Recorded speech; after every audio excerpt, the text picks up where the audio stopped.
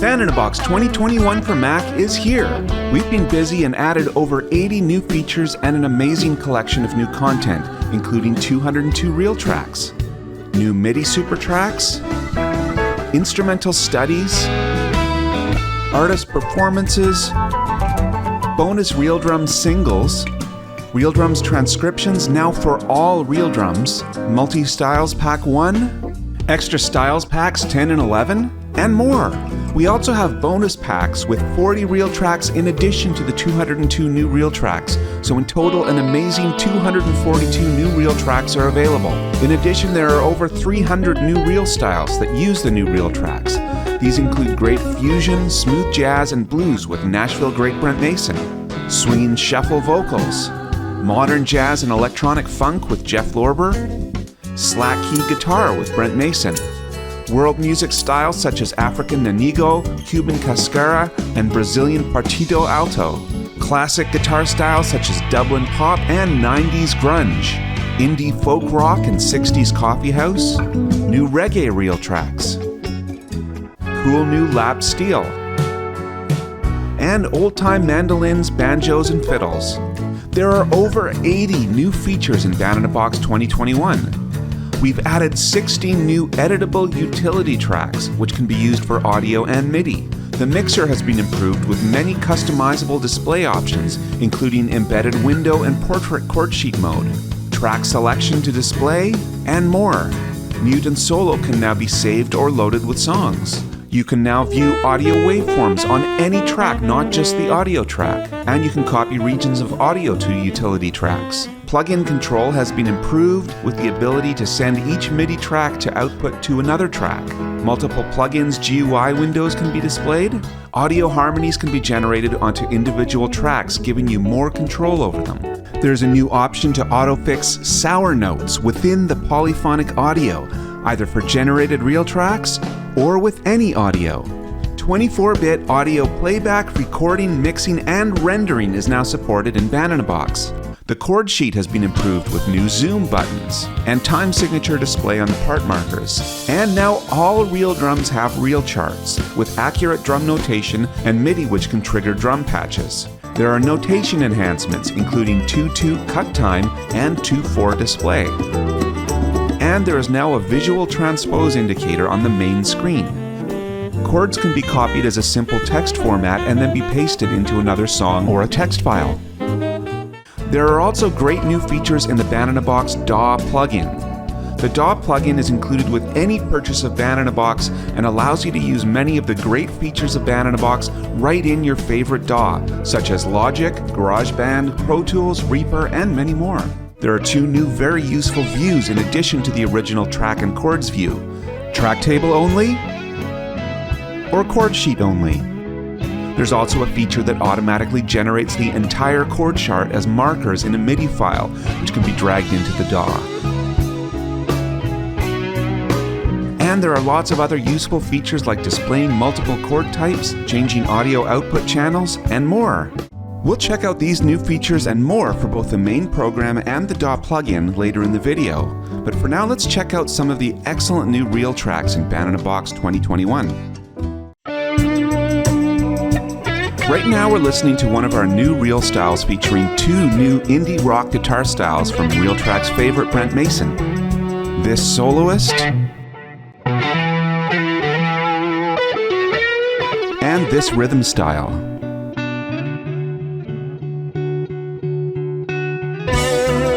If you're new to Band in a Box, I'll give you a brief introduction. Band in a Box is an auto accompaniment program that allows you to type in any chord progression in any key, and it generates backing tracks for you.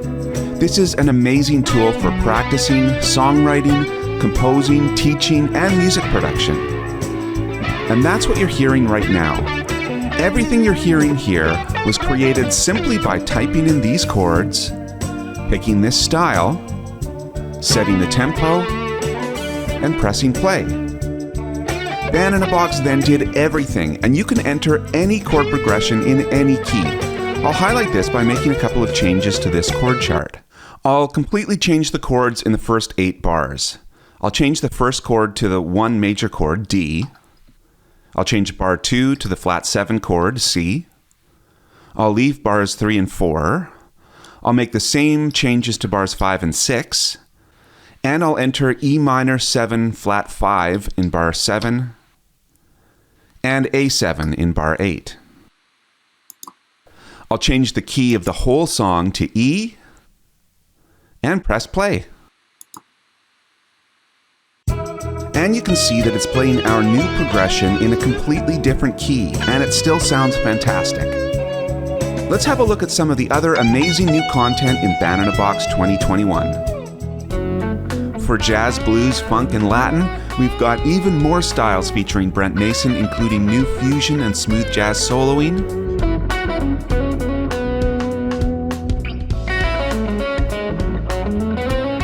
and low-down blues.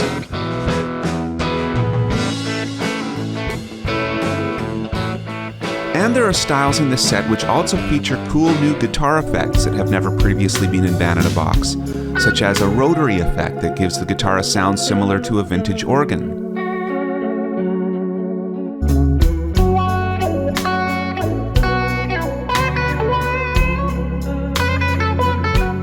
We've also expanded our Jazz Essentials RealTracks with a set focusing on RealTracks that work very well over jazz minor blues progressions.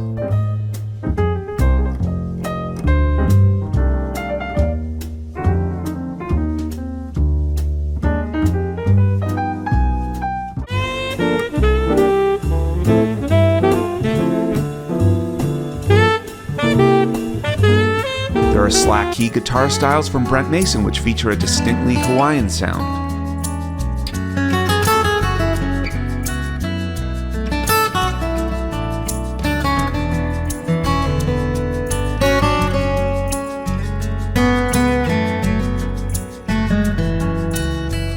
There are new world music styles such as Partido Alto,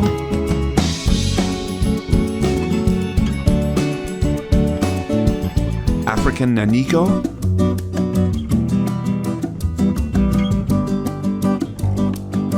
Cuban Cascara, and more.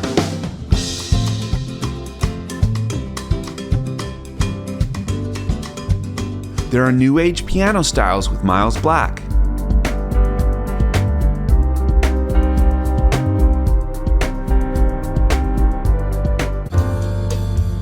and new styles from fusion legend Jeff Lorber, which include new funky synth basses and vintage electronic drums.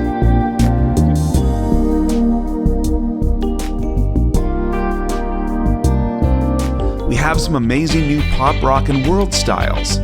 We've added to our user-requested classic rock guitar styles with a set of Dublin Pop, which emulates the guitar sounds that came out of Ireland in the 80s and 90s. As well as a trip to Seattle with 90s grunge.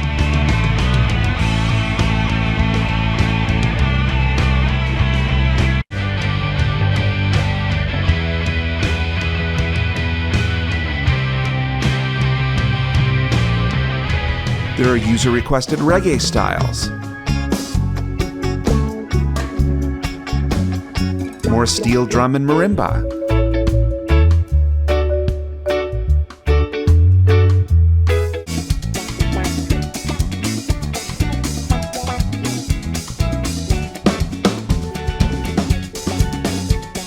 We have a set of 60s coffee house folk styles with guitar and a RealTracks first Dulcimer.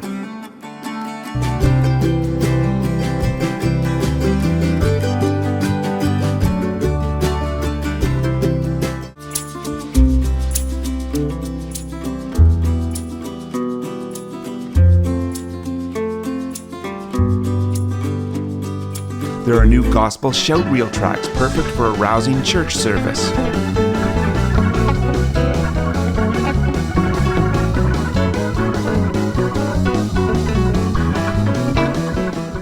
And more of our extremely popular cinematic electric guitar styles.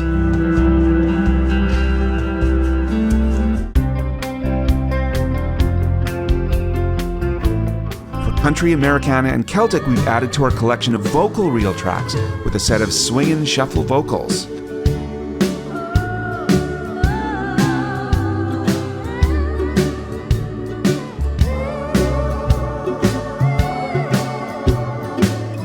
We've added to our country poll winner RealTracks with Academy of Country Music Award winners including Danny Rader on guitar, Miles McPherson on Nashville pop drums, and Fred Eltrington playing Americana drums.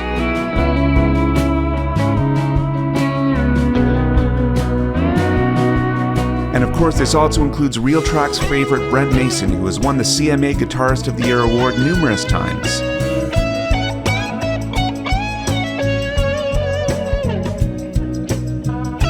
There is a set of old-time music featuring mandolins, fiddles, guitars, and banjo guitars, or ganjos.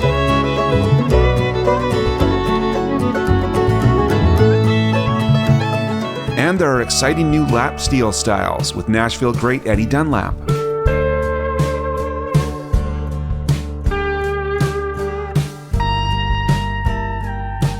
Now let's have a detailed look at the new features of the program itself.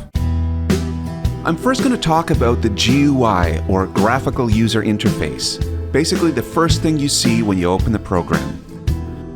For those of you familiar with Band in a Box, you'll see some pretty major improvements. The mixer can be embedded in the main screen, turning the chord sheet into portrait mode.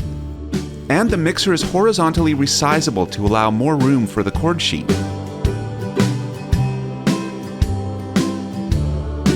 I have it embedded here, but of course you can still have it as a floating window by pressing this button.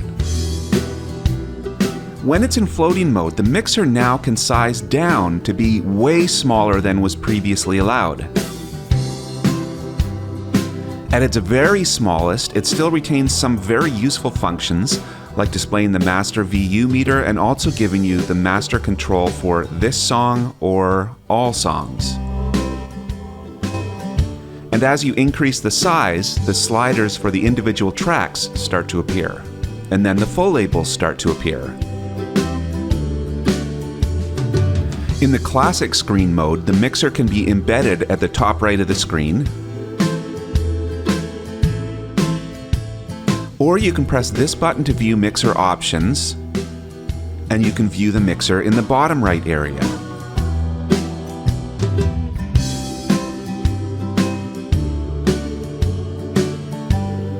The portrait mode also can be used when viewing other screens like piano roll,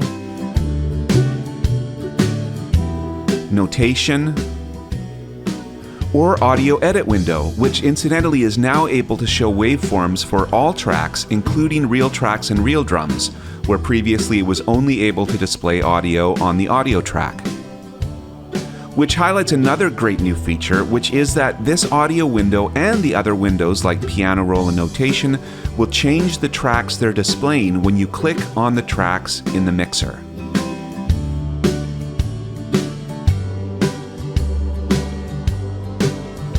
You can choose to either only show active tracks, or you can choose to show all tracks. And there are 16 new utility tracks, which can be used for audio, MIDI, or even additional RealTracks. I'll get into more detail about these very useful new tracks a little later. The height of these tracks can be adjusted by holding the command button down and using the scroll wheel. And if your current view means that some tracks are hidden, you can use the scroll wheel without command held down to scroll through the list of tracks. Or you can use these buttons to scroll. And the scroll wheel has other uses in the mixer as well. If your mouse is hovering over any of the sliders, the scroll wheel function changes so that it's now controlling that element. If you hold Shift while scrolling over one of these elements, it affects that element for all of the tracks, but preserves the starting point of each track, maintaining the difference between the tracks. If you hold Command while scrolling over one of these elements, it snaps them all to the same value and then adjusts them all from that starting point. Another thing you may have noticed while I was doing that was that the tracks are displaying for me in decibels, whereas in previous versions they would display the volume and pan in terms of MIDI values of 1 to 127, with 90 being flat. This now makes a lot more sense, particularly if you're mostly dealing with RealTracks, Real Drums, and audio tracks. but if you prefer the old way, you can still display using those values by selecting that in the mixer options. But for me, I think I'd prefer to leave it as decibels. You can also do it on a track-by-track basis. In addition to the only active or all tracks views that I showed earlier, you can also customize this by selecting only active, but then you can add tracks individually from the list. For example, if you wanted to record some of your own tracks, or even add additional RealTracks. There's also an option to always hide all unused tracks when playback starts.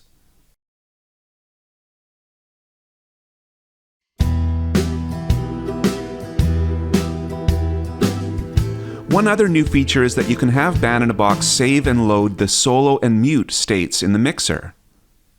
If I have load, mute, and solo states with songs selected, then if I mute a couple of tracks, and I save the song, first of all, if I press New, all of the mute and solo will be off. And if I load that same song, it's preserved my mute and solo states. Most DAWs do work this way, and so this has long been a requested feature. However, Band-in-a-Box is often used in a very different way. For example, if you're a bass player practicing along with Band-in-a-Box tracks, you may want to mute the bass track and then play through a whole folder of tunes. And you'll want to keep the Band-in-a-Box bass muted regardless of what mute or solo states are or aren't saved in the songs, in which case this setting can be turned off so Band-in-a-Box will work the same way it always has. Another great thing about the embedded mixer is that if you make your tracks small enough, the space here can be utilized for a variety of purposes.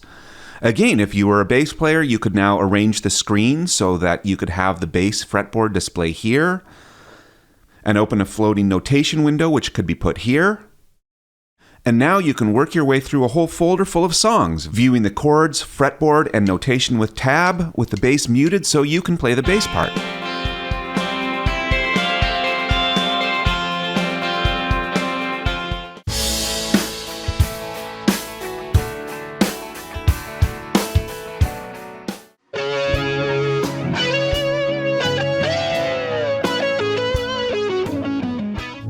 In addition to the portrait mode that you get with the embedded mixer, there are also other improvements to the main chord sheet.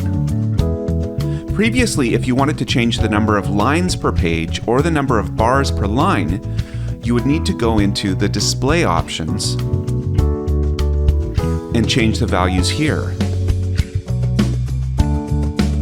But now there are new, much easier ways to do this. If you hold down Command, the mouse scroll wheel changes the number of lines per page instantly. And holding Shift while you mouse scroll changes the number of bars per line. And these tasks can also be accomplished by using these buttons in the bottom right area of the chord sheet. Both of these are extremely useful. For myself, I find I change these settings frequently, mostly depending on how dense the chords are. That is, if there are lots of chords, I'm more inclined to view 4 bars per line. But if they're more sparse, I'm more inclined to view 8 bars per line.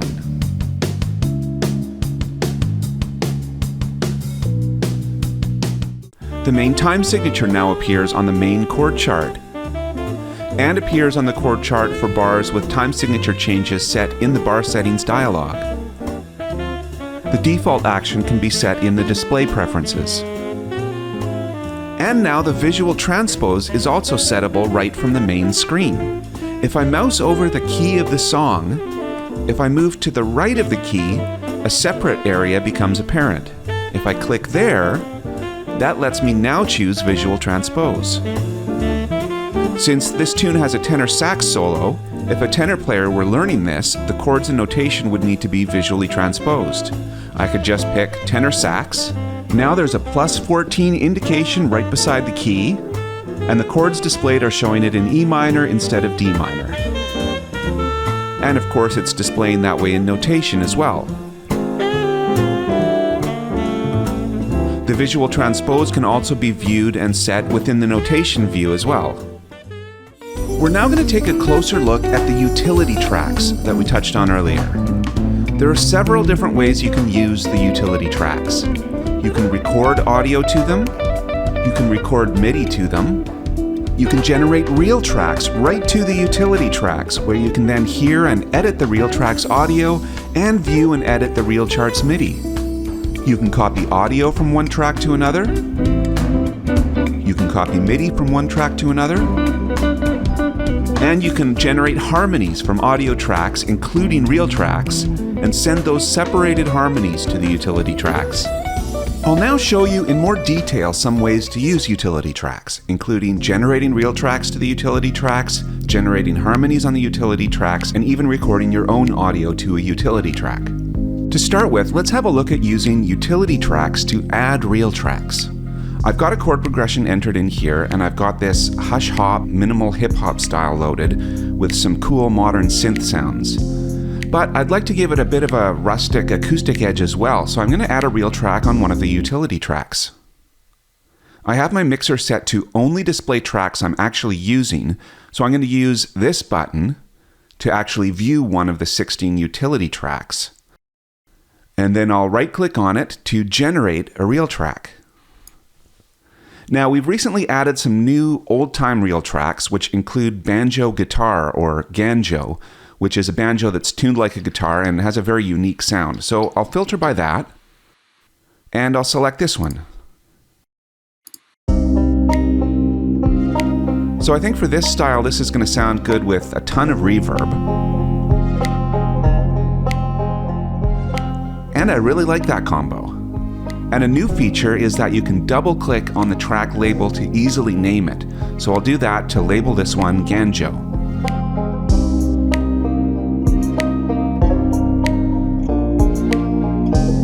And we also have some new lap steel RealTracks. So I'll try adding one of those to another utility track as well.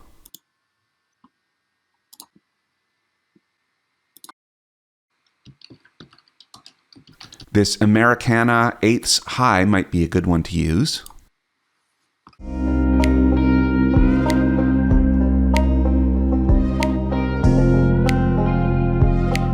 Now that's really cool. I'll probably do some mixing later with that so that it just kind of floats in and out. But actually some of these phrases might be kind of cool with harmonies.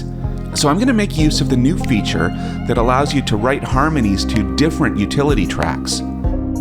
The Audio Harmonies feature has been in previous versions of Banana Box, but up until now the harmonies would all be put along with a source on a single track. But now you can separate them to different tracks, giving you way more control. So I'll create two harmony tracks, one above, one below, and I'll put them on new utility tracks.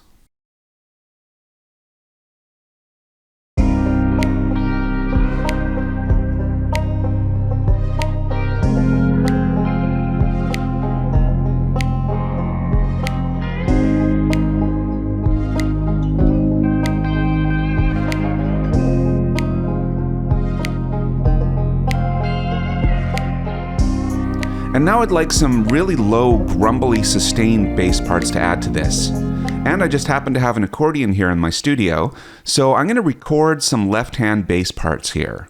And that's another great thing with the new utility tracks. You can use them to record multiple audio tracks of your own into Banana Box. So I'll press the record button, and I'll be recording to this new utility track. The VU meter is now showing, so I'll play a little just to make sure my level is okay.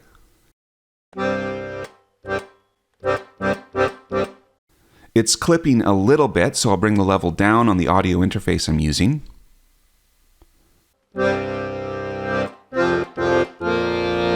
That should be good. So here goes.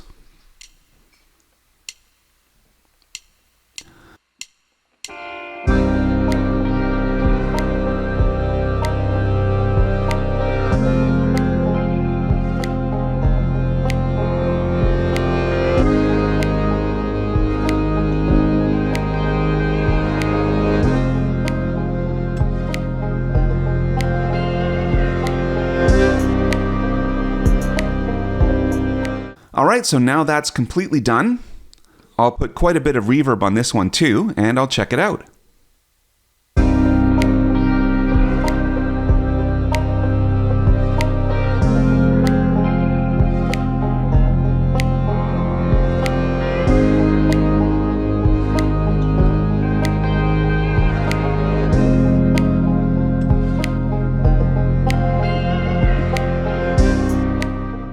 So now I just wanted to show you a bit of behind the scenes of where all this audio is located on your hard drive.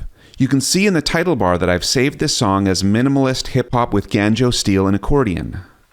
I saved it to its own separate folder, which is here, Hush Hop Tracks. So the Band in a Box file itself is this SGU file, Minimalist Hip Hop with Banjo, Steel, and Accordion.sgu. And then there are all of these WAV files. The WAV files are the actual utility tracks from Band in a Box. The audio files get saved automatically with the SGU with the same name, but with number 1 for utility track 1, number 2 for utility track 2, etc.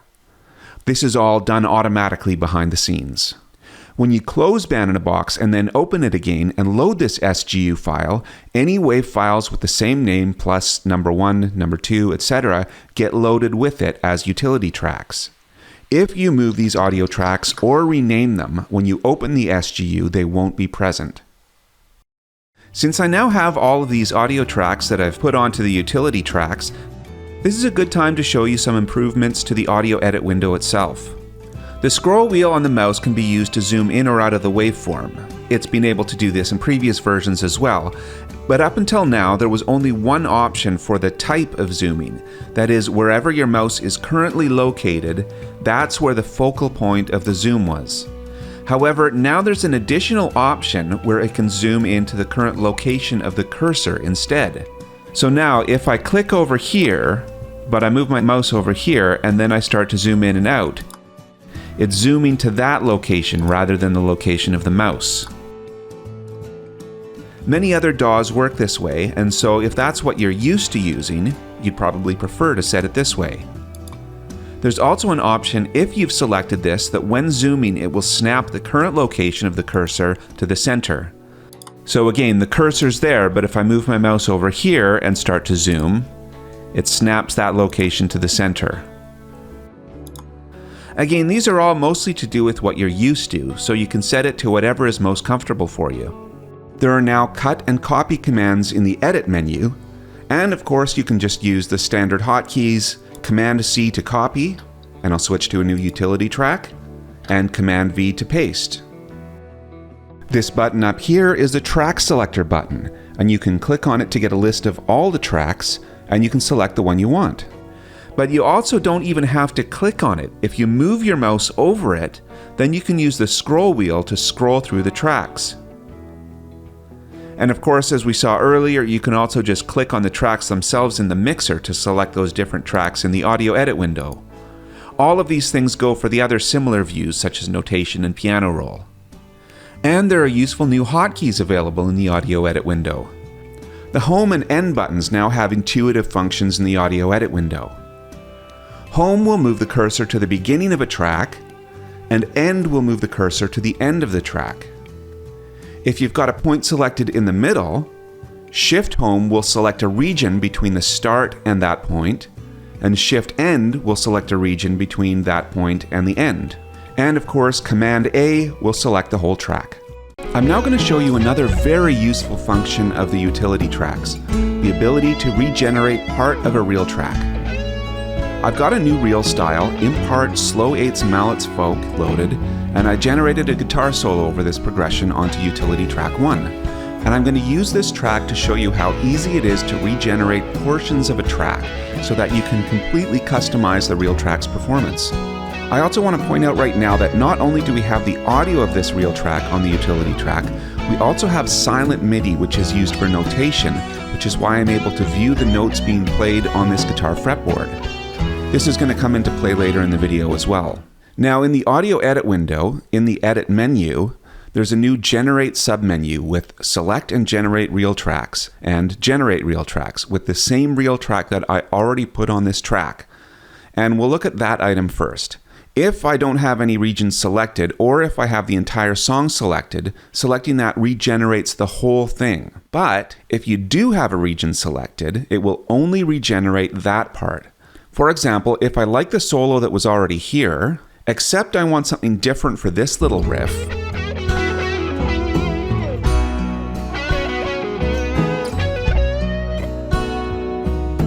I can select that region,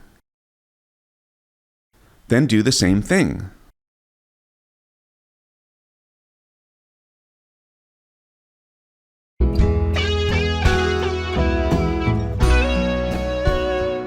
And we have a completely new part only in that one little region. Also, earlier I pointed out the guitar fretboard. You'll notice that the new material I generated now appears correctly on the fretboard and also moves seamlessly into the other notes that were there previously. So the underlying silent MIDI that's used for display is also regenerating when we do this. And I can keep doing that until I find one that I want to keep.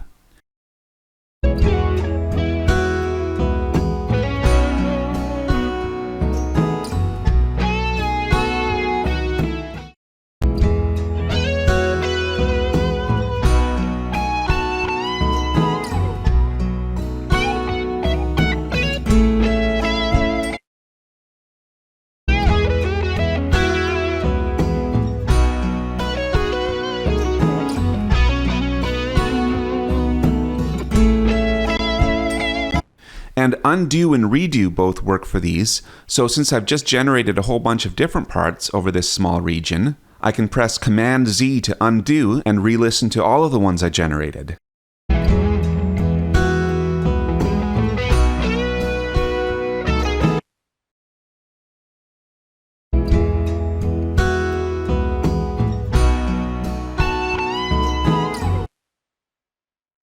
And then Command-Shift-Z is redo, so I can basically just scroll through them until I find the perfect riff for my song. And actually, I think I like this last one best. And I'll just tidy up the ending a little bit here by putting a fade out at the end of that little riff.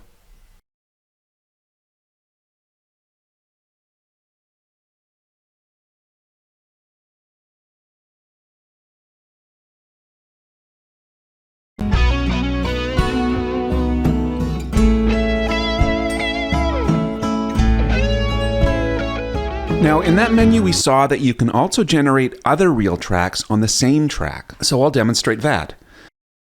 And I also wanted to show you what happens when you have a mono track and then you pick a stereo RealTrack, like a piano. The original mono track is converted to stereo, and converting mono to stereo is a non-destructive edit, but now the stereo piano can be added to it. And there it is.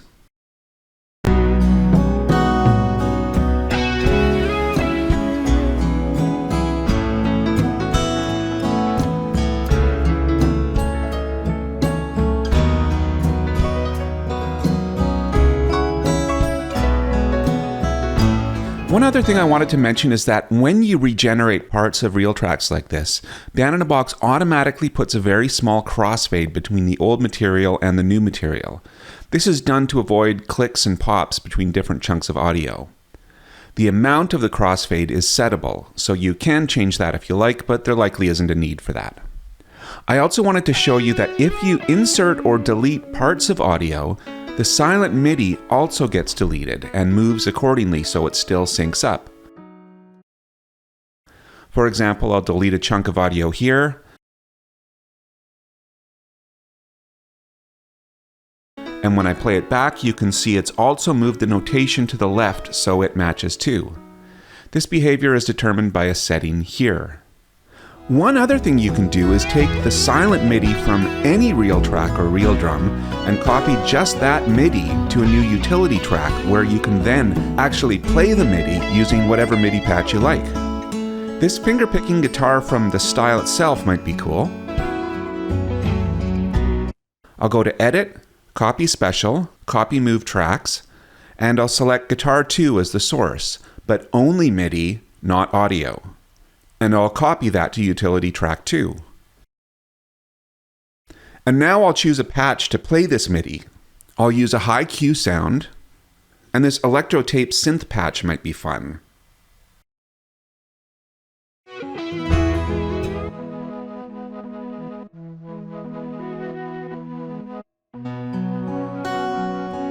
And now we have this cool 60s synthesizer sound doubling the finger-picking guitar part.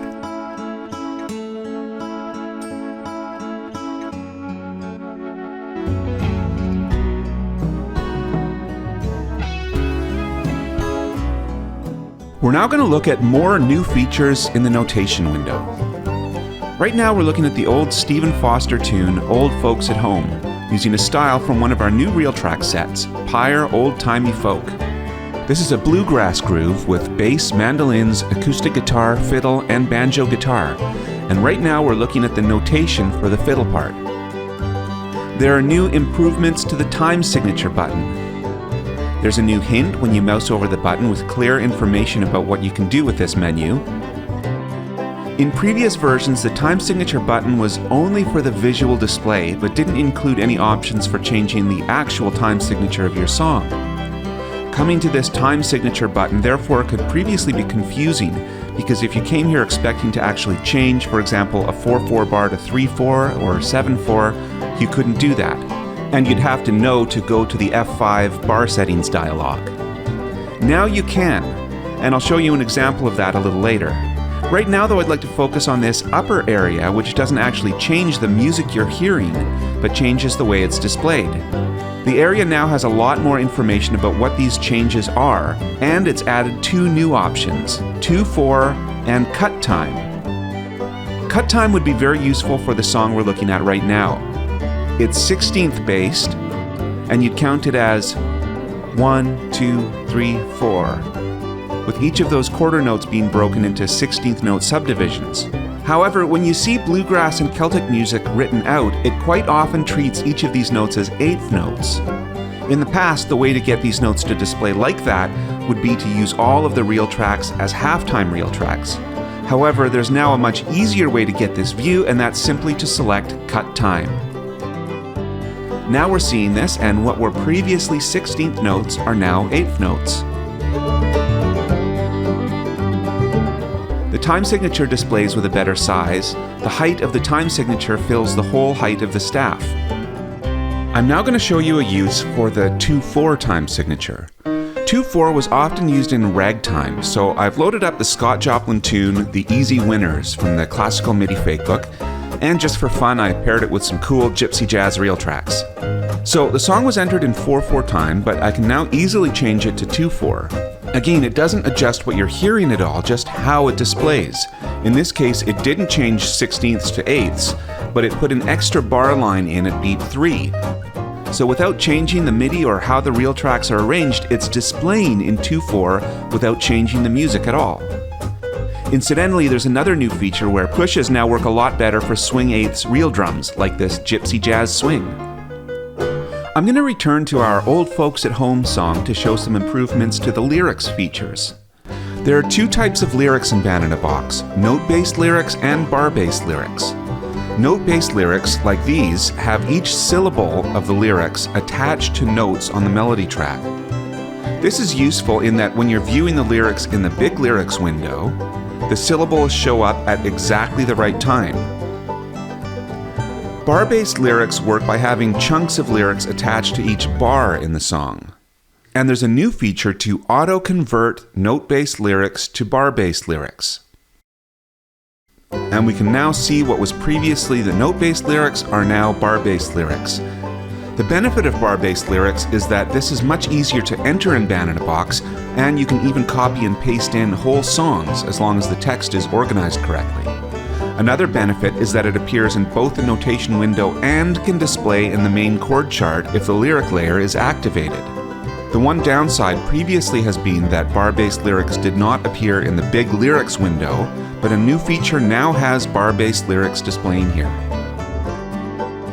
And as I mentioned earlier, I'll show you how to actually change the time signature of the music you're hearing. I've got one of our new grunge style demos loaded with 3 new grunge guitars. And I want to make this a little more sophisticated, so I want the first 16 bars to be 7/4 instead of 4/4. And I'm going to use the new menu items in the notation window. This is something you could do previously, but with these new menu items, this is made a lot more intuitive. This item would bring up the bar settings dialog, but this one actually lets you pick a time signature, so I'll select that. So starting at bar 1, I want it to last 16 bars, and I'll pick 7/4. So you can see what it's done to get 7/4 is just alternate bars of 4/4 with bars of 3/4.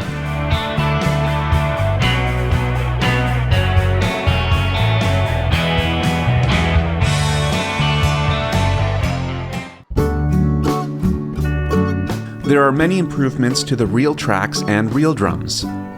A very exciting new feature is the ability to auto-fix sour notes within a polyphonic RealTracks part.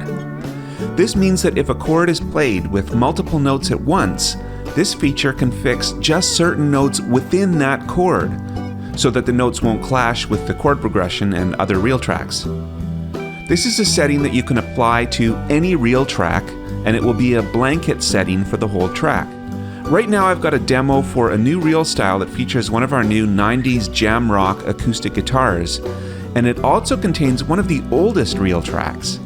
Pedal Steel Background Even 85 was one of the 3 first RealTracks we ever released.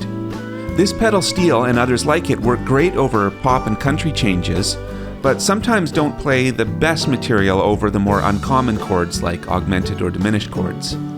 I'll show you what I mean by changing the chord at bar 7 to a C# augmented chord.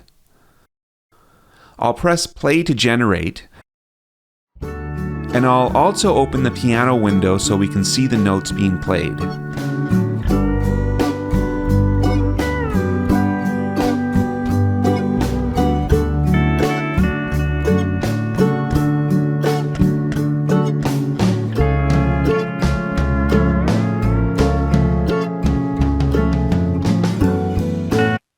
So the notes of a C# augmented chord are C#, F, and A, but there was a G# note in there that definitely clashes with the chord. So I'm going to go to the mixer, track settings, auto fix sour notes, and there are some options here. Song chords would force all notes to be only notes from the current chord. This is a little extreme for what I want here, as there are lots of great passing tones the pedal steel plays, and this would cram them all into chord tones. Key signatures may work in some instances, and actually would probably work here to change a G# to an A, but the setting I find most useful is song key signature and chords. That way it will still follow the chords if you put in some chords that go even further out of the current key, but generally will allow notes within the current key. The feature also takes key signature changes into account, which is a great feature and an important thing to note when you're putting together your song. If your song actually has key changes, it's worthwhile putting an actual key signature change in the bar settings F5 dialog. There are also other options for specific scales or chords that might not have anything to do with the current song, as well as other specific parameters. But this song key signatures and chords I think will be great for this. So I'll regenerate.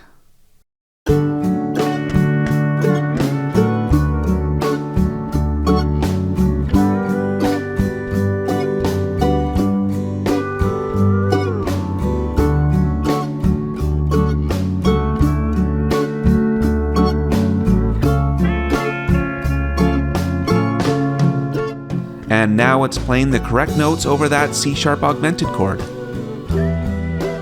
The feature can also be applied to any audio track, including all of the new utility tracks. And in the case of utility tracks, you can also apply it to small regions at a time. For example, I added a trumpet soloist to this new style from Extra Styles Pack 11, Creator, and I put it on utility track 1. And there was a phrase that just got played that, while it wasn't necessarily a sour note, it was kind of a bluesy note. And I don't really want that kind of vibe on this song here. So I can go to Edit and fix sour notes. I'll use song key signatures.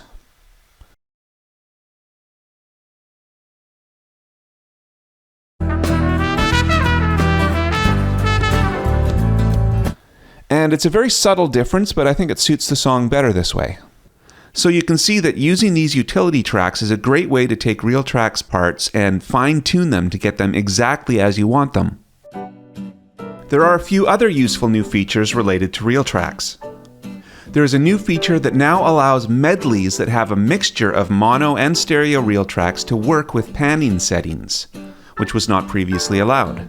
For example, I've put a piano, which is stereo, along with this acoustic guitar, which is mono, together in a medley on the same track playing simultaneously, and they're panned largely left and right. There are new options for avoiding transposition of RealTracks. When RealTracks are generated, some of the material you hear may not have been recorded in the same key you're hearing it at. It may have been transposed from what was originally recorded. Now, while it's not always possible to avoid this, there has long been a setting in Band in a Box that allows you to set the current song to avoid transposition where possible.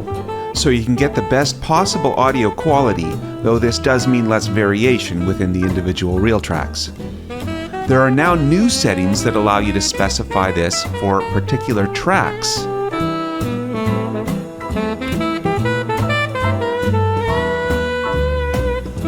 As well as a global setting in Preferences, Overrides.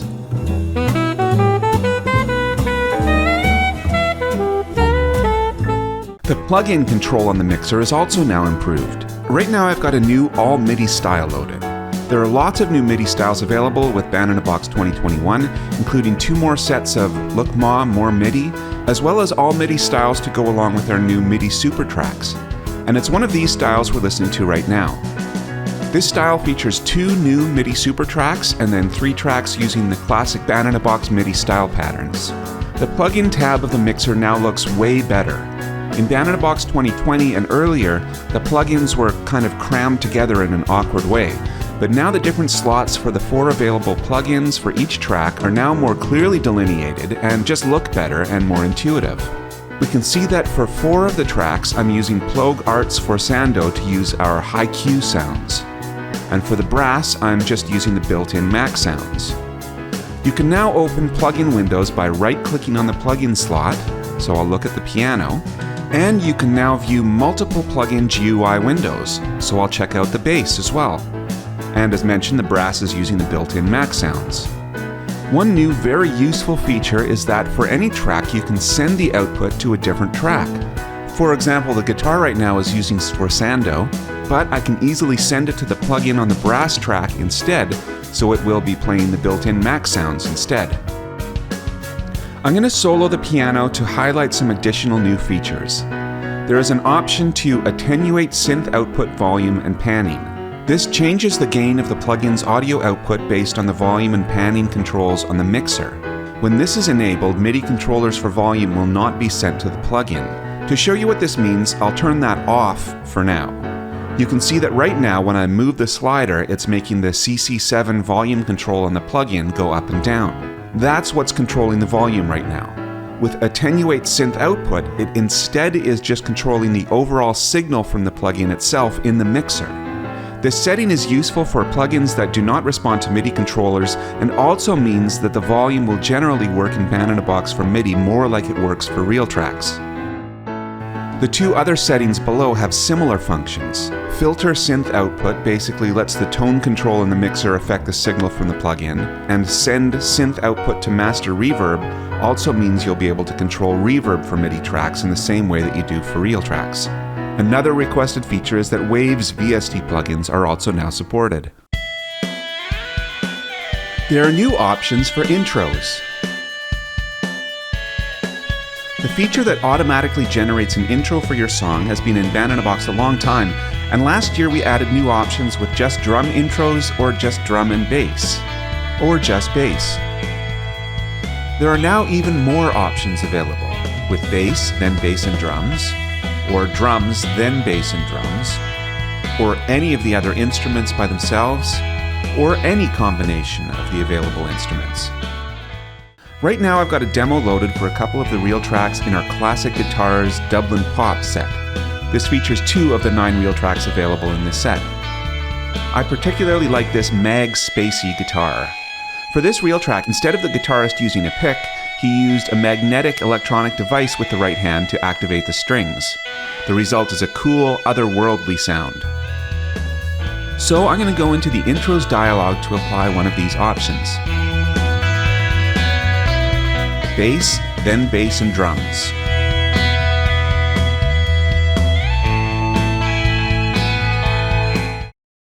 So we can see it's now given me an intro, and it's used the Band in a Box shorthand, period, to indicate instruments are all resting, except B here for bass, and then at bars 3 and 4, BD for bass and drums.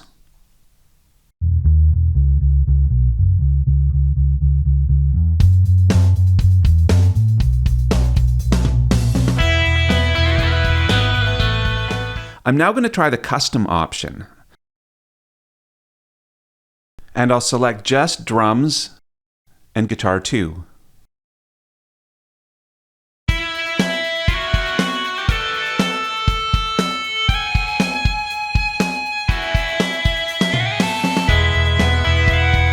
There are also new options for the lead-in, that is, the 2 bars that are usually a drum count-in.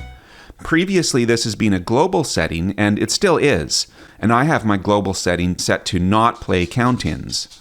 But now there are new options in song settings for just the current song. So even though I have my global setting set to not play count-ins, I can turn it on for this song only, and I can pick a specialized option like A pattern and fill. And this whole combo box is actually duplicated in the intro's dialog as well.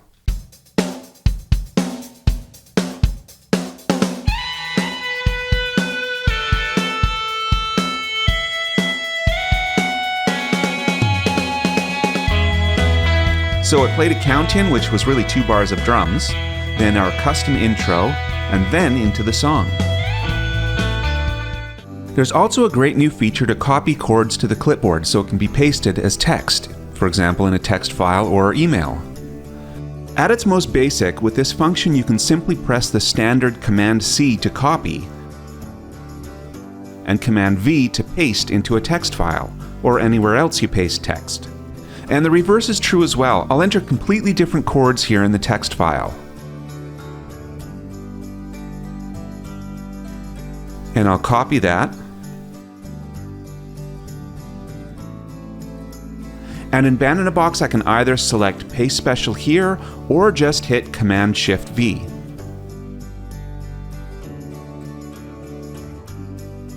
And those chords I entered in the text file are now in Band in a Box. And you don't even need to technically have the chords tags at the beginning and end. You can just type in chords in a text file with a vertical line character used to denote bar lines, and that can be copied into Band in a Box. And this time I'll go Command-Shift-V. You can even use Nashville numbers and Band in a Box shortcuts. For example, in the text file, I'll type 2H, and H is a shortcut for half diminished, or minor 7 flat 5. And 5-7, that's the 5 chord, and the 7 means it's a dominant chord.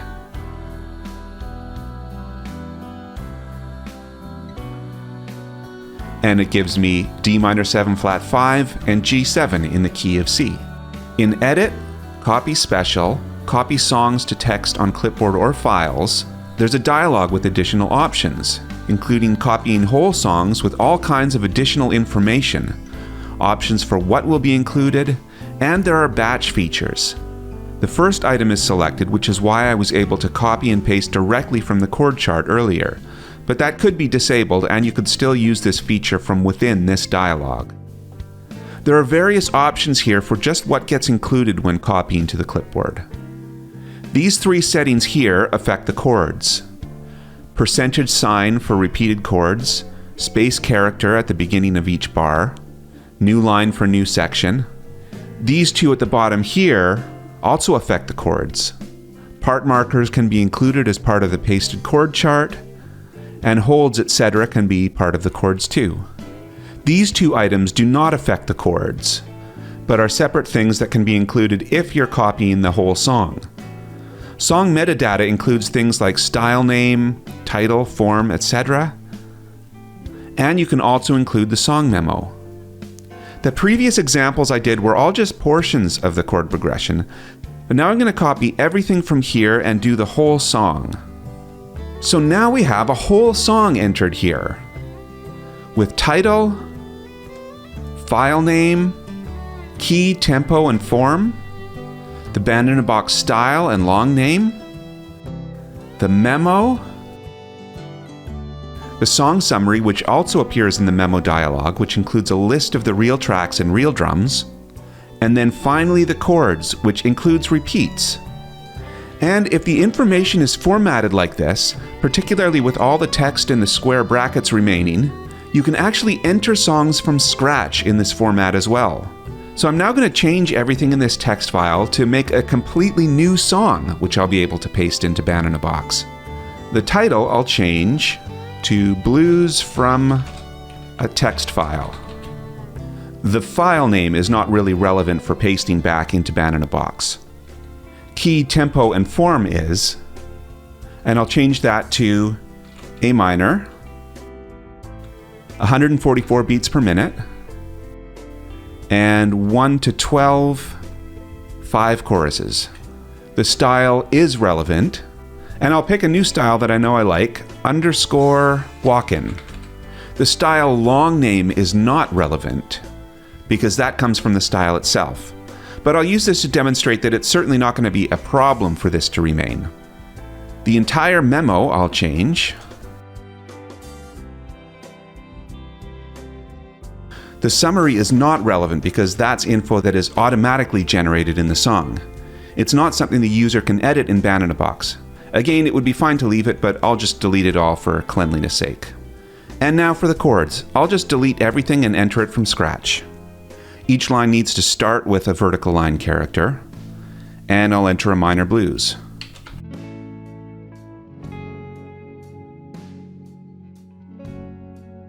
As long as there's a space between the vertical lines, Band in a Box will treat that as a whole bar. If there's no space, Band in a Box will consider that to be a new section.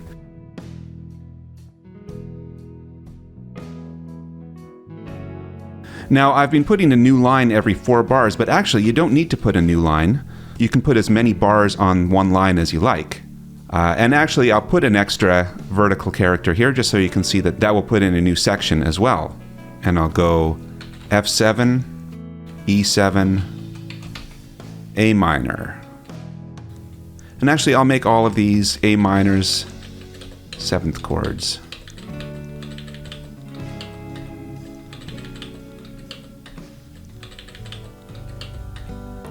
I'll also put a part marker at the start of the file. You put a part marker by typing either A or B, so I'll put A and then in parentheses.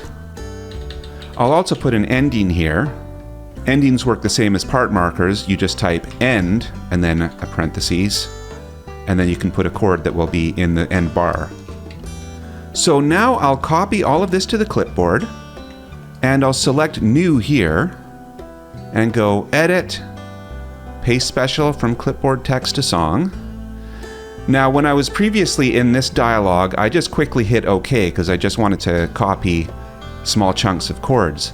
But I'll take a few moments here to just show you what all is in this dialog. This has all of the information that's going to be pasted into the new song. So it's going to be pasting all of the metadata, memo, style information, title, everything that it got from the text that was on the clipboard here. You can paste it as a new song, but I've already hit new, so I can just paste it into the current song. I'm going to do the whole song. I'll look at this feature shortly as well. But for now, I'll just press OK. And now I have this minor blues in Band in a Box, which I created entirely in a text file. And we can compare the title from my text file, key A minor, tempo 144, song form bars 1 to 12, 5 times. The style is walkin'.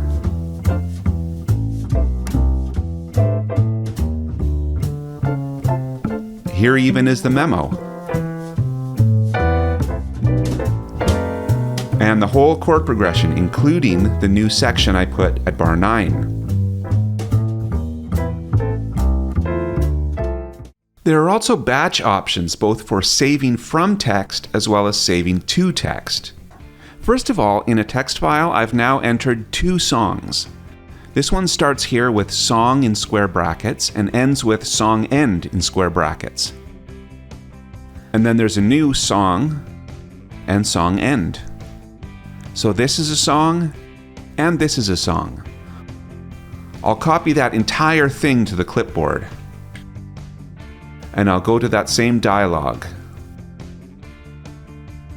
It now shows me that it's found 2 songs. And one of the options is to save as SGU songs. And I can save all songs in the clipboard.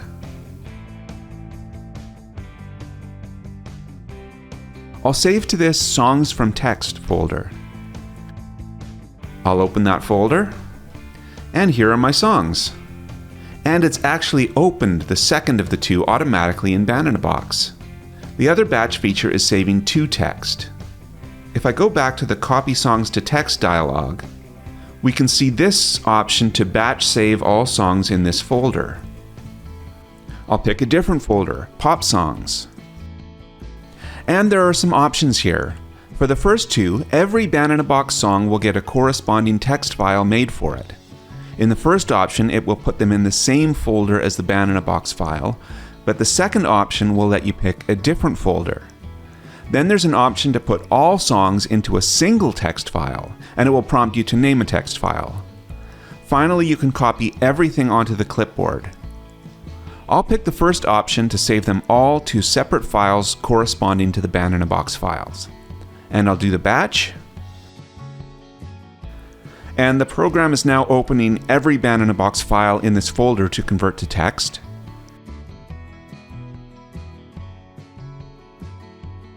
And here they all are. And you can see that for every Band-in-a-Box file here, there's a corresponding text file. There are other MIDI improvements, including enhancements to the Midi Import feature.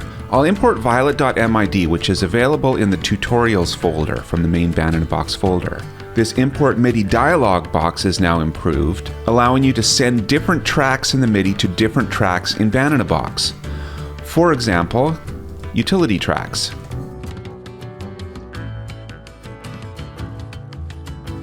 It's put a check beside any channels within those tracks that actually have events on them, and if I mouse over them, it shows me the total number of events in those channels. For example, the guitar track has 2042 events. The strings track has 228 events. Also, continuous controllers and pitch bend previously were lumped together, but you can now separate them, picking one but not the other. I'll press OK to import all of these, and we can now see them on these utility tracks. I'll disable the style and play this.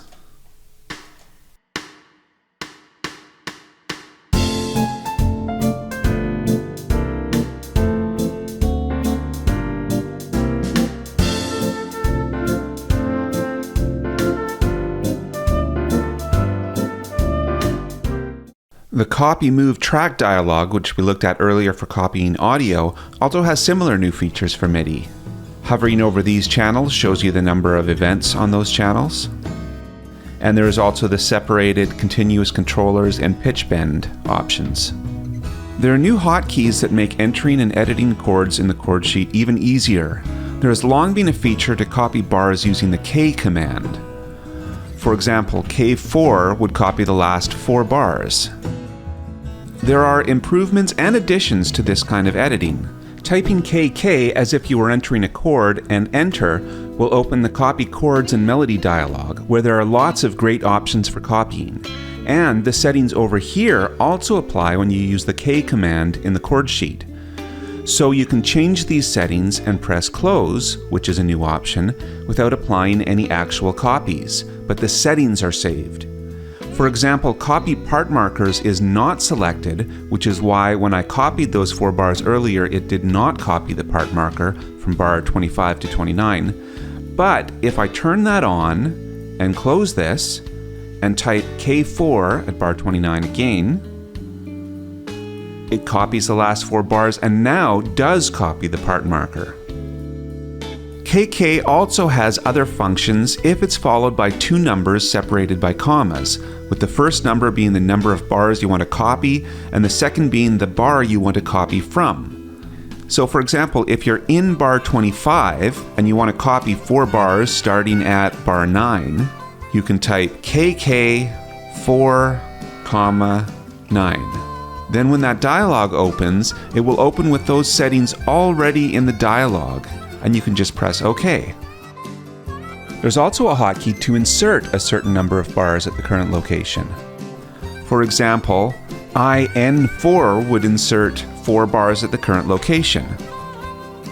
That command is also added to the right-click menu. And then that can be combined with the K hotkey as well, to not just copy a certain number of bars, but to actually insert them without overwriting the existing ones. For example, if I wanted to copy the last 4 bars here at bar 17, but not overwrite these ones and rather insert them, I could type KI4. And that's inserted those 4 bars, but pushed the existing 4 bars further down the chord chart. And that last one we used, KI, if it's followed by 2 numbers separated by commas, the first number would be the number of bars you want to copy, and the second number would be the location of those bars. So here, if I type KI 8 for 8 bars, comma 9, because I want to copy them from bar 9, when I hit enter, it's now copied those bars here. And then finally, there's one more combination. If you type KKI 8, 9, that opens the copy chords and melody with the 9 added to the bar number to copy from and the 8 in the number of bars to copy. One final new feature with the copy commands is that copying will now also copy bar lyrics. There are some useful new Option-Shift key combinations. Option-Shift-T will auto-generate a title for the current song. This feature has been around for a long time, but this is very handy to just quickly regenerate over and over until you find a title you like. And I'll stick with this one for this song. Option-Shift-F will open the Favorite Folders dialog. This is a very useful way to access different folder locations that you may frequently use. Option-Shift-S will save the current song to a favorite folder. These both have also been added to File Open Special and Save Special. There are some new features with styles and the style picker. For starters, on the main chord chart, there's a new option to quickly define C and D substyles using the same style. Previously, you could define C and D, pick a new style in the style picker, and then C and D would be substyle options in your song, which would switch to that style. And that's an incredibly useful feature for easy control over style switching in a song. But another use for C and D, and even E and F, etc., is simply for display purposes. If you're writing a song and you've got verses and choruses, and you just want another part marker in color to indicate a bridge, you could select this without going in the style picker, and then you have access to these part markers, even though they're not actually changing styles. There's an option from the main screen style button to show similar styles. So right now I have one of our folky bluegrass styles loaded, and maybe I want to easily find similar styles. And voila, the style picker opens with all the right filters added. And now I could click on these to sample them.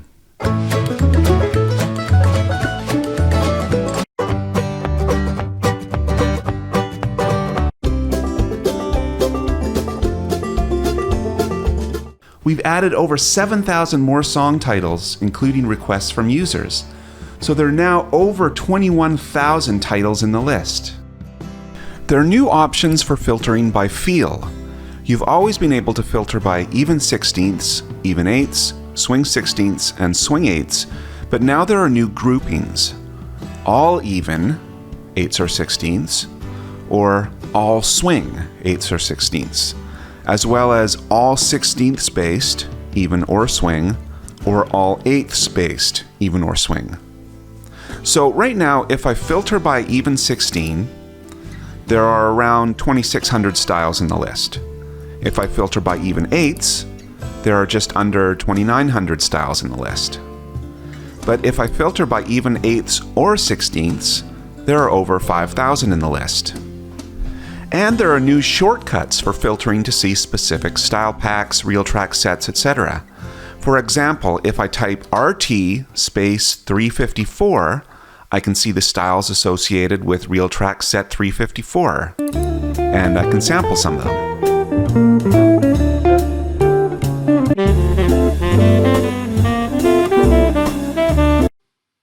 Or 355. If I type extra, I can see the extra styles packs. Also, for the first time ever, we've created a special collection of over 100 styles that are usable for our Band-in-a-Box 2021 Pro users. These were specifically designed to be able to work with the Pro version, but can be used with any Band-in-a-Box 2021 package, and includes country blues, lo-fi jazz beats, reggae and soul fusion, and many more. And in a similar way, I can filter to see these styles by typing in X Pro. Now, currently nothing is showing up for me, so I'm going to look into this by going to the filter to allow NA styles to display. And I can see those are listed as NA. I'm going to press the add-ons button from the style picker to view all the add-ons that I currently have installed so I can see if I should have these. The top area here shows all of the Band-in-a-Box add-ons that I have, but I'm going to focus more on this bottom area. What add-ons do I not have? And it looks like for RealTracks sets, I have everything. Real drum sets, everything. Midi SuperTrack sets, yep. Midi Soloist sets, yeah. Midi Style sets, got everything there. And under Extra Style Sets and More, it looks like it is listing X Pro Styles Pack 1. So I can click this button to take me to the add-ons page for Mac, where I can click on X Pro Styles. I could check out demos of the available styles. And I can click here to purchase and download. And install. And when I open Band-in-a-Box again, it will prompt me to rebuild the style picker. And now I'll try that filter again, X Pro. And now those styles are available to me.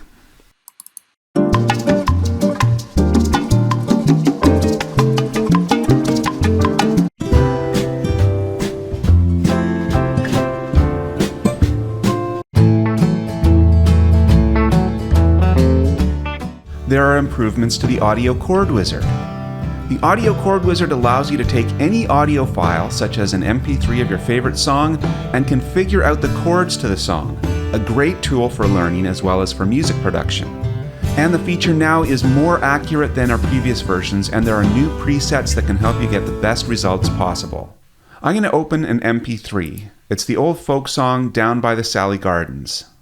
You can access this file as well in the main Band-in-a-Box directory under Tutorials, Tutorial BB 2021. I'm going to press the ACW button to open that feature. Now this file is just a single vocal part being accompanied by a guitarist. It was not recorded to a click track, but I'll create a tempo map of the song using the ACW features, and then I'll get ACW to figure out the chords for me.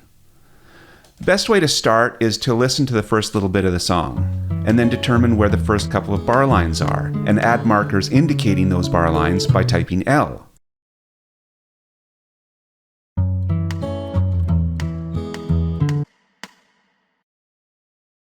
And I'll turn on auto marking, and from the 2 bars I entered in, it's extrapolated the rest.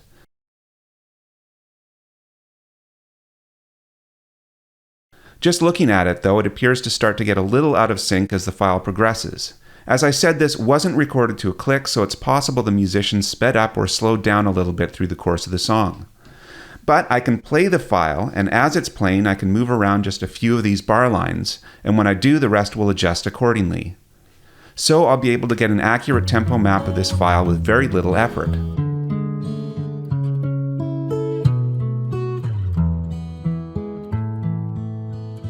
Down by the Sally Gardens, my love and I did meet. She passed the Sally Gardens with little snow white feet. She bid me take love. Incidentally, the new feature that allows zooming to the cursor rather than the mouse, combined with the zooming that centers the file, makes this process a lot easier as well.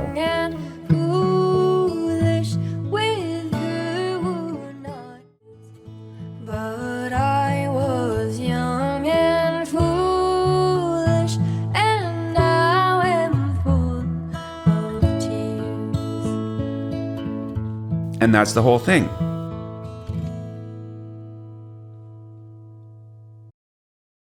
Now, previously, the only option now would be to just analyze, but now there are options.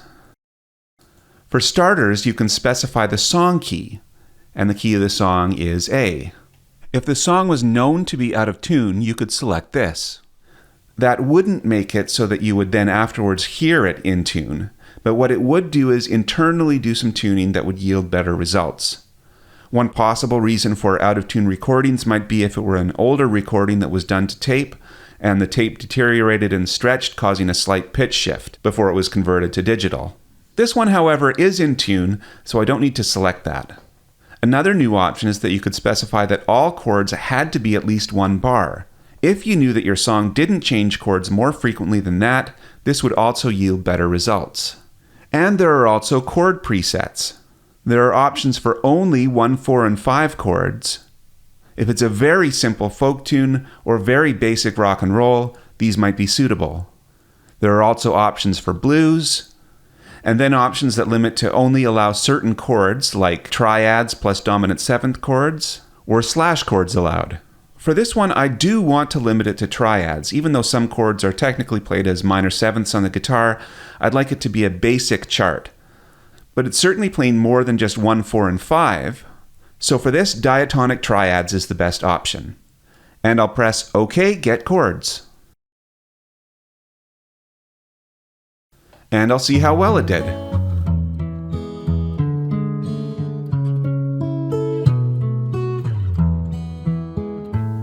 Bars 1 to 4 are perfect. There are some missing chords starting around bar 5, so I'll listen and make a few little changes. So that's done, and it did a great job finding the chords, and just required a few little touch-ups. I'm now going to save this song, and I'm going to use this whole file in the next part of my video, which is going to focus on the new features in the Band-in-a-Box DAW plugin. The Band-in-a-Box DAW plugin is included with any purchase of Band-in-a-Box 2021 and allows you to use many of the great features in Band-in-a-Box right in your favorite DAW, such as Cakewalk, Reaper, Pro Tools, Presonus, and many more.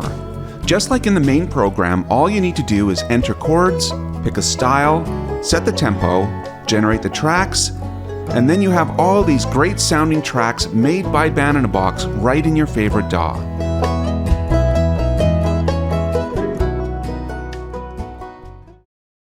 Right now I'm working in GarageBand, and I've just added the plugin and I'm ready to start making music.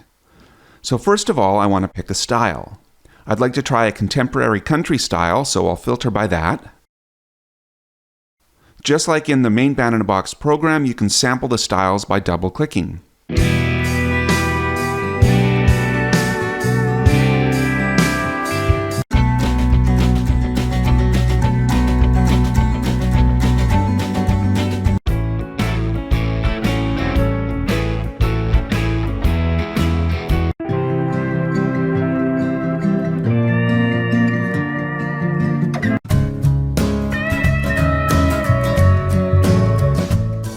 And I think I like this Ice Lake style.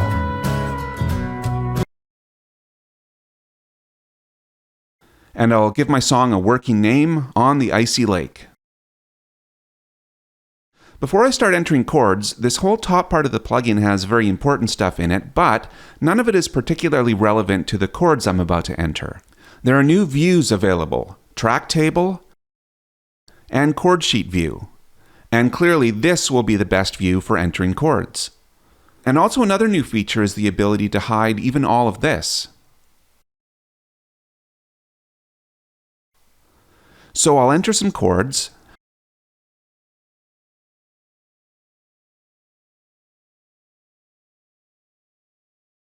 Also, in the past you've been able to display with Nashville notation or other chord type methods, but now there's a new option to have multiple types show at once. So I'm going to have it show both standard and Nashville notation at the same time. Incidentally, the main display default can now be set in the preferences. You can also enter chords with Nashville numbers too.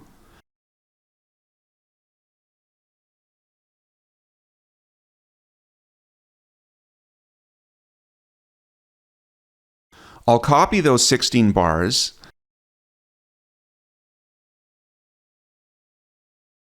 and another new feature is that copying now also copies the part markers. So my A and B markers at bars 1 and 9 have been copied down here to 17 and 25 as well. So now the song is finished. I'll set the tempo to 93, and I'll set that tempo in GarageBand as well. So now I'll generate the tracks themselves. A couple of other new features with this rendering process are that rendering is faster than in previous versions of the program. The default bit depth rendering is 24-bit, and the highest quality of tempo stretching for Elastique is used when rendering. So rendering is now complete, and I'll drag the tracks into the DAW where I can play them back, edit them further, or record my own additional tracks. And I can do that either from the track table view or the tracks and chords view.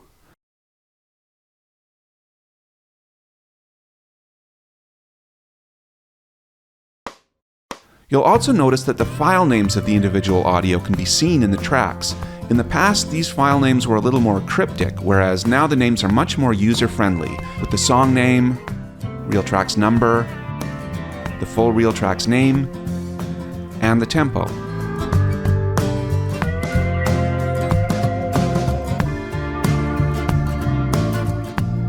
We're now going to look at some other new features and different ways to use the plugin. I've switched to a different DAW, Reaper, for this part, and I've got the plugin loaded up and the demo song for Bravo Cool Gospel style loaded here. And I've just generated the tracks. This one now has a combination of MIDI tracks and RealTracks, with RealTracks bass, drums, and guitar, and MIDI piano. And rather than dragging the tracks in like I did in GarageBand earlier, I'm instead going to just have these tracks played directly from the plugin itself.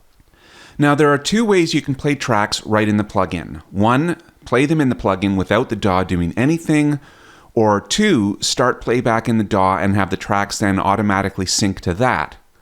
First, we'll look at playing them in the plugin without the DAW playing. I can start playback in the DAW just by double-clicking on any bar.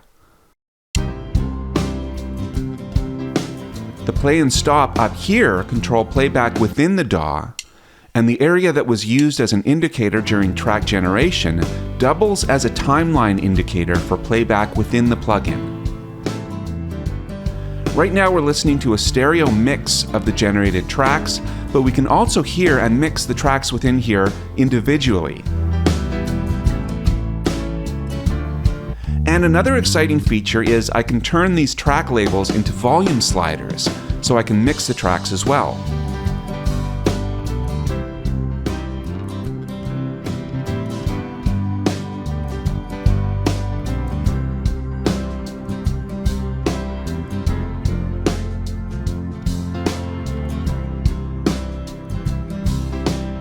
Now, as I mentioned, the second way you can play the tracks from right within the plugin is if you play from within the DAW and have the tracks sync up to that.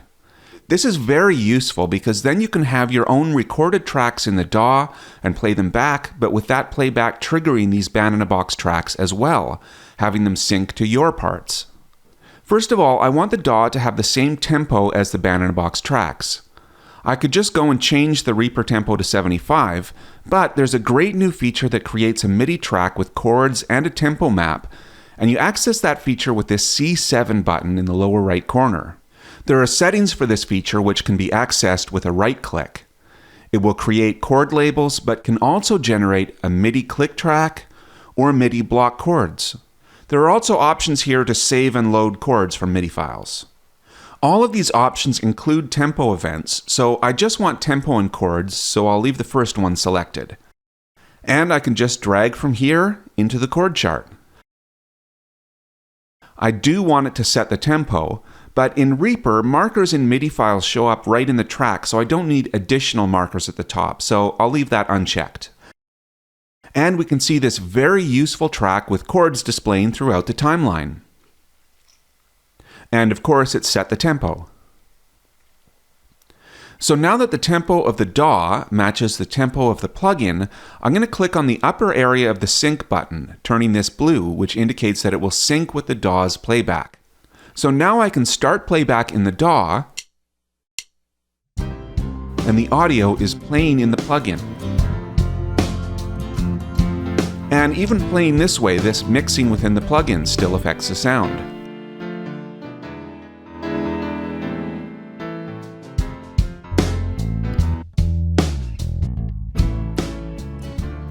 Another approach to still using the plugin for playback is to route the audio and MIDI from here to different tracks.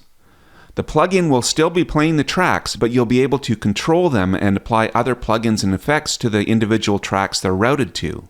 These blue labels indicate the audio channels where the audio is being sent, which by default is 1 and 2, or basically just the left and right channels of the track where the plugin actually resides. So all of these tracks are just playing back right now through the same track. But if I click on them, I can change them. For example, I'll leave the bass alone, but I'll send the drums to channel 3 and 4 instead. The guitar I'll send to 5 and 6.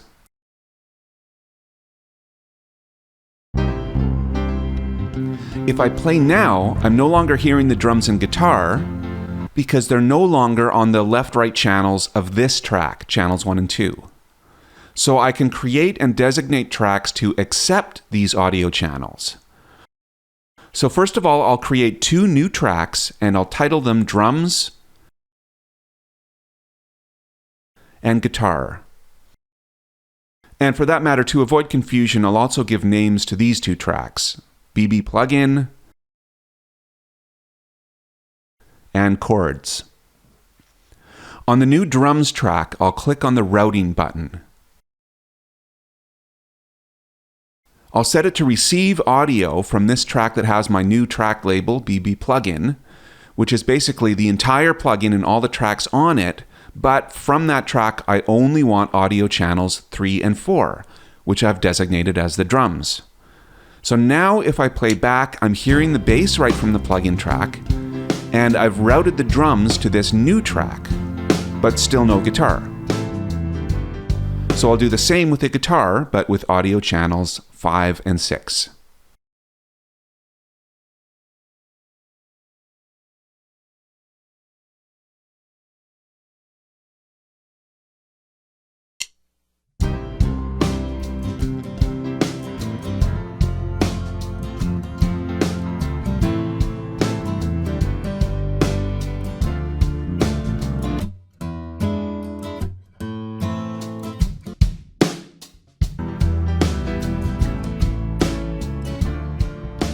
And you can also do this with MIDI tracks.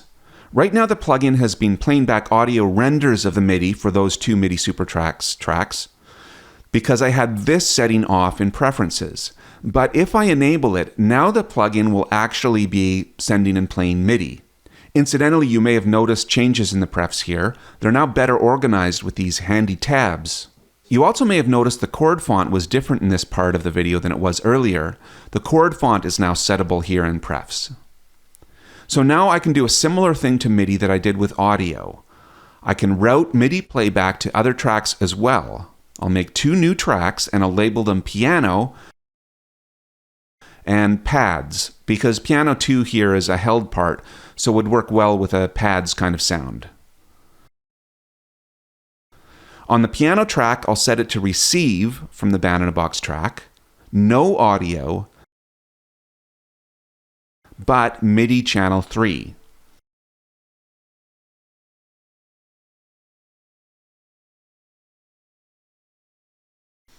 And for pads, I'll set it to receive no audio,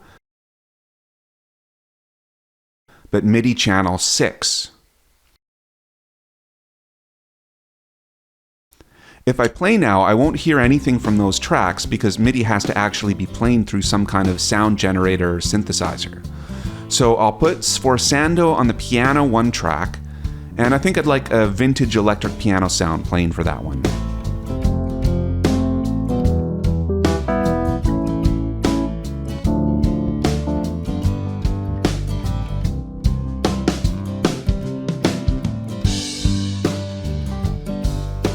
And for the pads, I really like the electro flute sound, so I'll use that.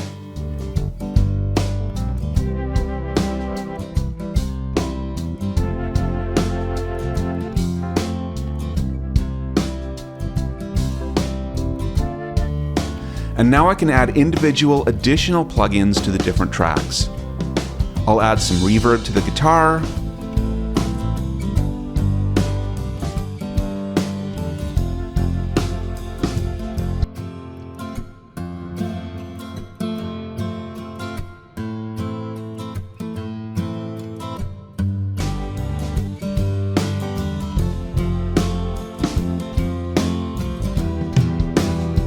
and some tremolo to the electric piano.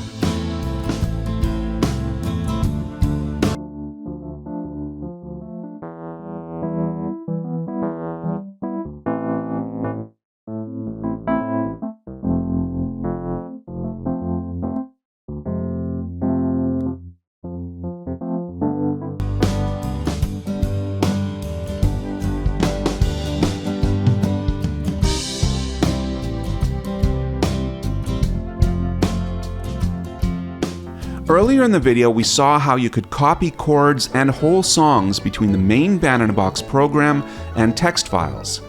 You can also copy chords between the main program and the Band-in-a-Box plugin. For example, if I press Command-C in Band-in-a-Box, in the plugin I can right-click and select Edit, Paste, and we have the chords from the main program here. And the reverse is true. I can select a region of chords from the plugin, copy, and paste into Band-in-a-Box.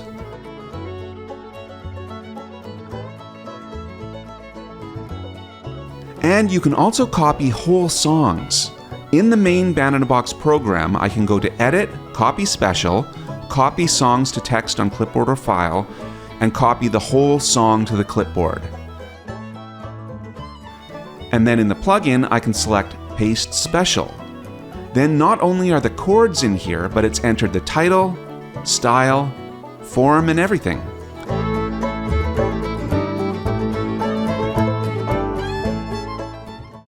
And finally, we're going to look at the plugin being used to add Band-in-a-Box tracks to an existing recording. I have a recording of the old folk song Down by the Sally Gardens with a vocal line and an acoustic guitar part. Now, these were not recorded to a click track, and the performance gradually speeds up naturally from the beginning to the end. But earlier in the video, we used the audio chord wizard in the main Band-in-a-Box program to create a tempo map of the performance, and to figure out the chords for the whole song. And we saved that in a Band-in-a-Box file. So I'm going to add the plugin to open that file and use it to generate tracks to go along with this. Before I open that file though, I want to change something in the preferences. I don't really use the style mix that much, so I'm going to take advantage of a new feature to turn that off by default.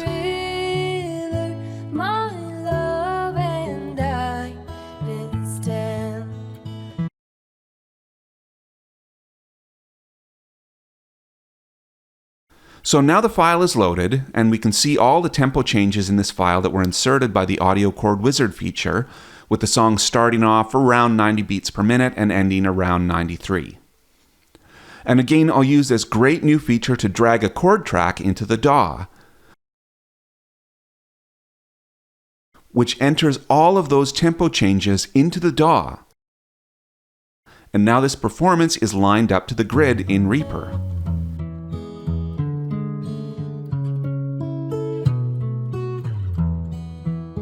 So now I'd like to find a style to go along with this. So I'll open the style picker. So it's even 16ths based, close to 90 beats per minute. And I'm thinking of maybe using a modern pop style with this. And I'll try sampling this indie electric guitar hip hop beat, which looks like it's from the new Extra Styles Pack 10. And yeah, sure, I'll give that a try. I'll generate, and while it's generating, I'll add some tracks that we can route to. Synth bass, drums, and guitar. And I'll also label the plugin tracks to avoid confusion. And the chords track. And I'll match the routing in the plugin track with the new tracks. Synth bass, 3 and 4.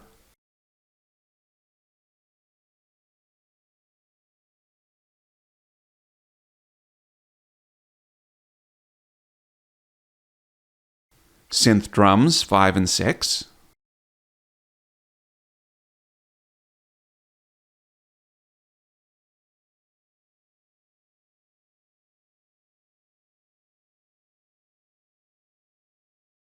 Electric guitar 7 and 8.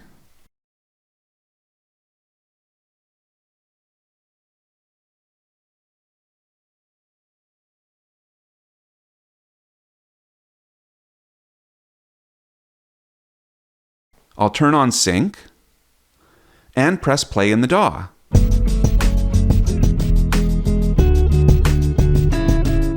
And we now have all these tracks playing along with our existing vocals and guitar. Now, most DAWs can do a similar kind of routing with these tracks, and the part in the plugin will be exactly the same for those as I showed you here. The part in the DAW itself will be similar but may differ in some ways, so it's generally good to familiarize yourself with the routing procedures of whatever DAW you're working in. Now, when you drag tracks into the DAW, which I didn't do here, it's often then best when you save the reprocession, or again, whatever DAW you're working in, to let the DAW move the audio files to the location of where you're saving the session. But if you're playing back the tracks from the plugin like this, it's best to save the song from the plugin and then let Band-in-a-Box move the tracks to the location of that song file, since it's the Band-in-a-Box plugin that needs to reference these when you open it again, not the DAW.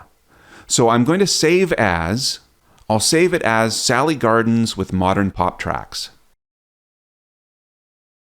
And this is a new feature where it prompts you to move all media into the project directory, and I'll say yes. And here is the file I just saved. And here is the folder containing the tracks. And again, with much more user-friendly file names than we've had in the past. Now, if I save the reprocession without copying or moving any audio, if I press New, then open the same session, the plugin is referencing the location where those audio files were saved, and we can just pick up where we left off.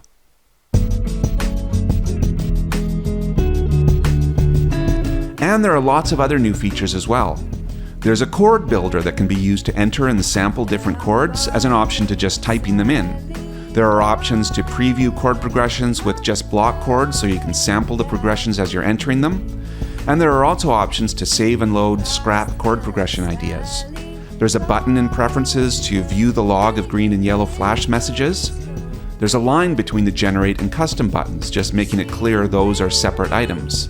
There's a global bar offset, so if you want the music to start playing much further in your DAW, for example if you have a long rubato intro, you can set that so the bar display will still sync up. There's a new option to generate all ungenerated tracks. You can set the action for a new session, including setting a specific default style. And there's an option to highlight bar only during playback, but not, for example, just when you're clicking in the DAW. We hope you enjoy all of the great new features in the Band-in-a-Box DAW plugin for Mac, as well as the amazing new features in the Band-in-a-Box 2021 for Mac main program. Thanks for watching and have fun!